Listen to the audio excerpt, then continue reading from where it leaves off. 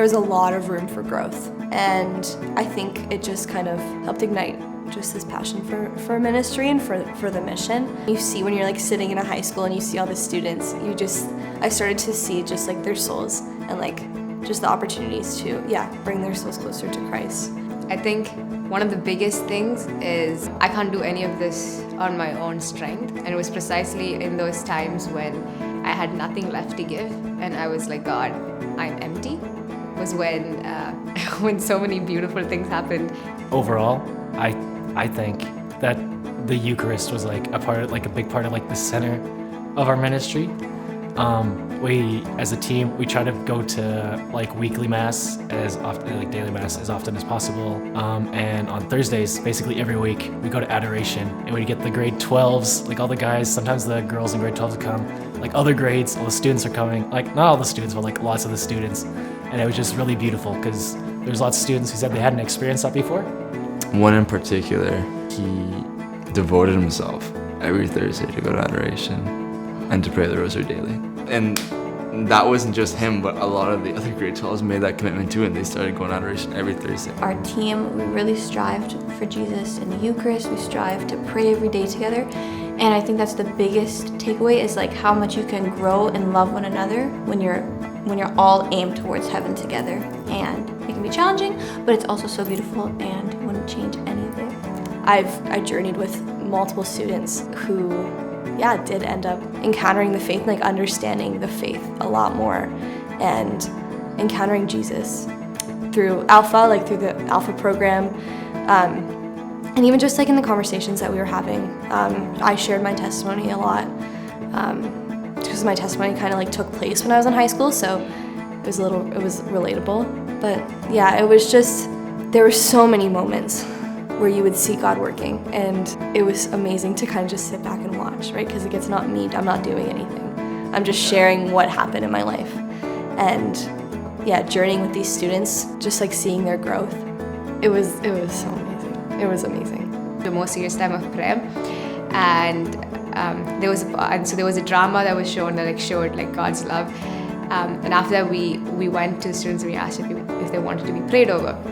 And I remember I went to her and she was just crying. She was just like, I went and got a tissue box because she was just like in absolute tears.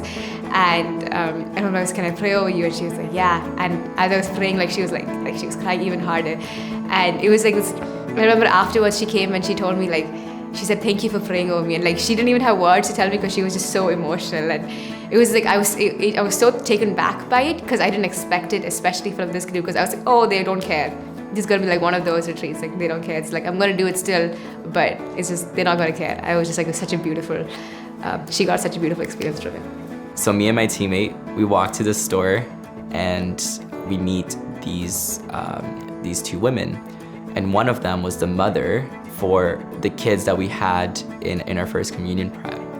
And she was just sharing how she came to church on Sunday because she wants to support her kids in this walk. And so she was coming to support them.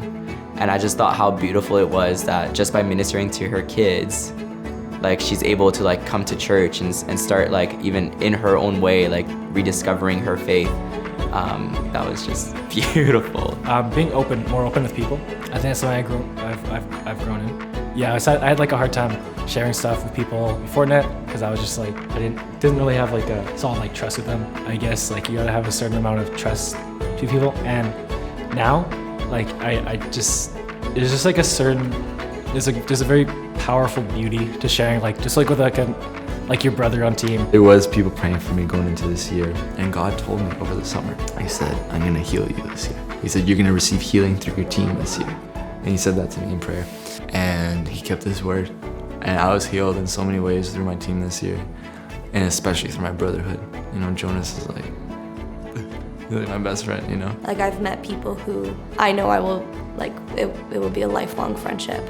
Because it's based on something else. It's not based on me or them or a common, interest. It's rooted, these friendships, these relationships are rooted in the Lord.